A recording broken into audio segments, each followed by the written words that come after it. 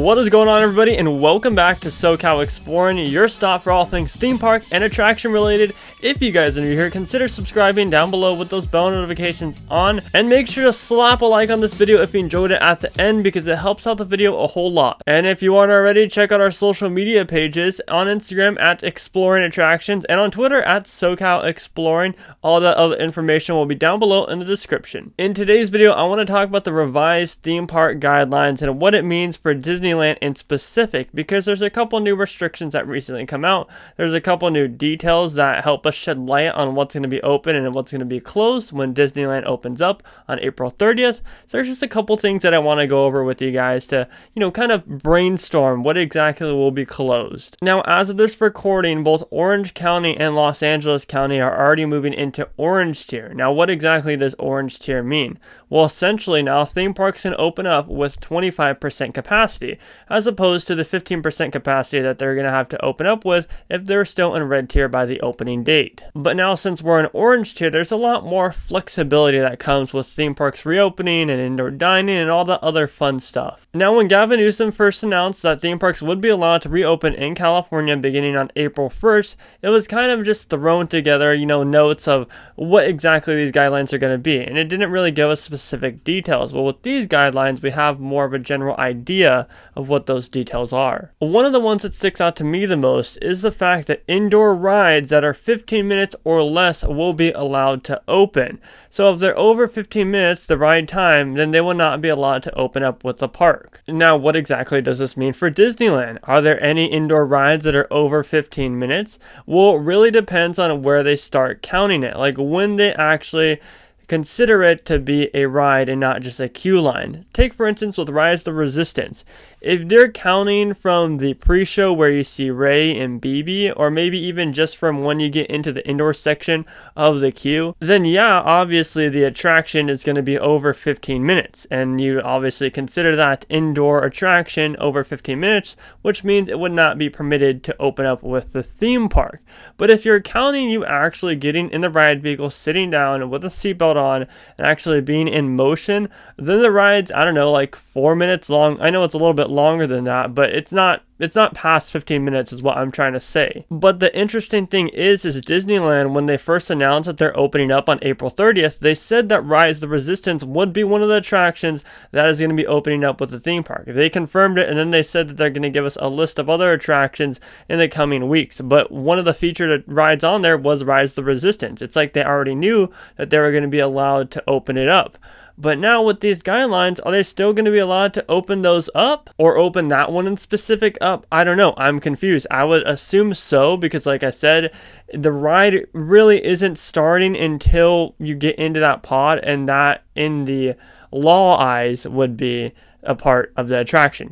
Obviously you got the experience of the pre-show and everything, but personally I feel like Disneyland can get away with saying, hey, you're not actually on the attraction until you get into those little pods. So I feel like Rise the Resistance will be okay. However, don't be surprised if they don't have it open until they get into, say, yellow tier, or until at least COVID numbers go down and they can revise those theme park guidelines once again and say, hey, indoor rides can open up as long as they have physical distancing throughout the queue lines and they have physical distancing throughout the ride vehicles. Another attraction that comes to my head is Pirates of the Caribbean. Pirates of the Caribbean is a fairly long attraction. Now, I don't know if it's 15 minutes long, but you also got to consider the fact of different ride vehicles getting backed up and the loading and unloading time, the amount of time that you're sitting there waiting to be unloaded because there's other boats in front of you. I guess that same thing would go with Small World, even though there is an outdoor section in Small World, so that probably takes up about a total of 2 minutes to the ride time, so that really wouldn't be an issue with It's a Small World compared to Pirates of the Caribbean. But you gotta think, with each of the rides running at 25% capacity, having the boats back up shouldn't be an issue really, because there should only be a certain amount of boats on the actual ride track at a time to make it to where they're not going to get backed up, and there's not going to be a line to get up the final lift hill, which would include them not deducting time on that 15-minute span for the attraction experience. Even though I said we do get more details regarding this revised guidelines, it still is some stuff left out. There's a couple minor details, like Is it going to count if there's a ride stall? Is it going to count if you're broken down and then all of a sudden the ride's going to shut down because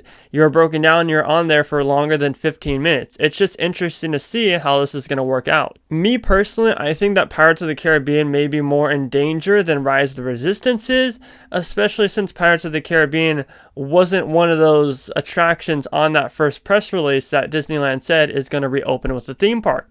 So I wouldn't be surprised if Pirates of the Caribbean is closed. However, I also wouldn't be surprised if it's open once the park reopens as well. Now, kind of a given at this point is the fact that there's going to be no pre-shows, no indoor queuing is allowed at all. It all has to be strictly outdoor queues. And I feel like there's once again no big issue with any of the attractions here. They can all do outdoor queuing and they don't have to stop indoors at all. With Guardians of the Galaxy, you can just walk right through the room and you can have the outdoor line on the outside. Since the capacity is going to be so low, there should be no issue with fitting the whole entire line in that outdoor section of queue with Guardians of the Galaxy Mission Breakout, Haunted Mansion, and other attractions like that. I mean, even with Space Mountain, they have that whole outdoor section where people queue up. And you know, recently being the past couple months before the shutdown, they were holding people right before they went into the indoor section of the queue on Space Mountain, and then they let a certain amount of people go and they'd all be flowing on through all the way until you get to the loading station. You'd only be standing still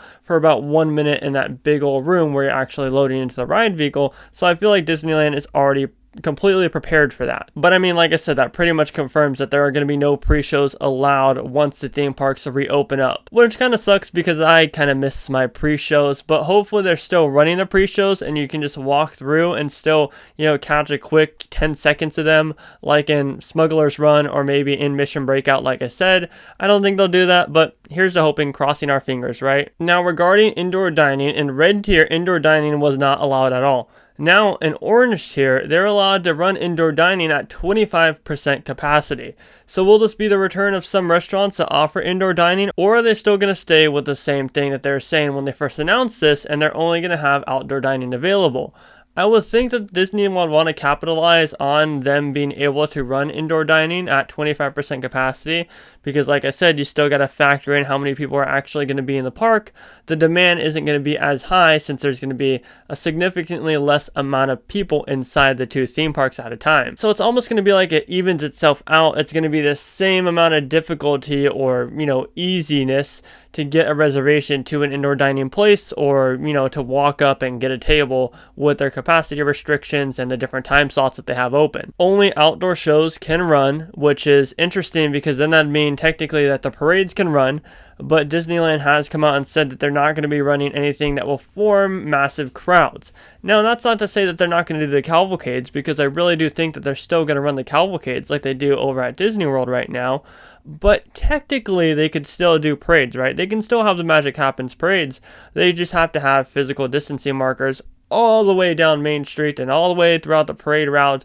And I mean, that little gap in between Matterhorn and the Alice in Wonderland bathrooms, that'd be really, really tight. So I don't see how they'd do any sort of physical distancing right there.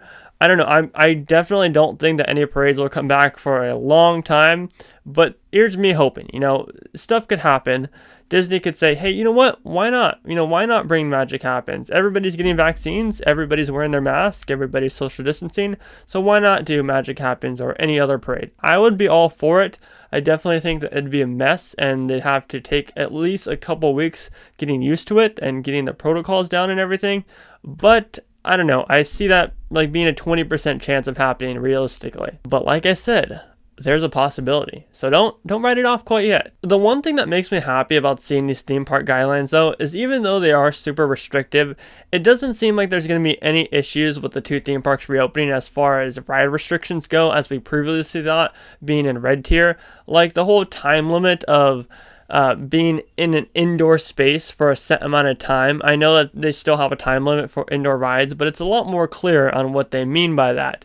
We're all stressing out about what rides are going to be open. Are they even going to have all the rides open, or are they going to have like the majority of them closed? Because at Disneyland, a lot of their attractions are indoors. but now we have a clear-cut detail of what exactly these theme park guidelines mean, and I'm excited. It makes me even more excited to go on April 30th, crossing our fingers that we get a reservation, because we still don't know when tickets are going to go on sale. We don't know how we're going to get our reservations. We don't know how much tickets are going to be. We don't know how much the brand new membership program is going to be.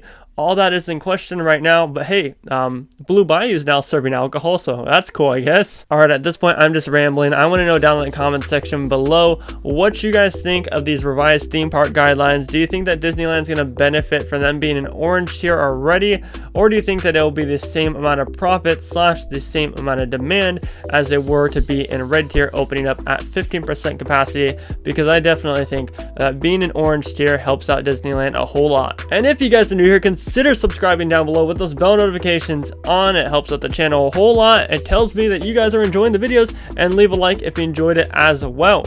My name is Scott. You've been watching SoCal Exploring. Positivity is key, and most importantly, remember to keep exploring. Peace out, everybody.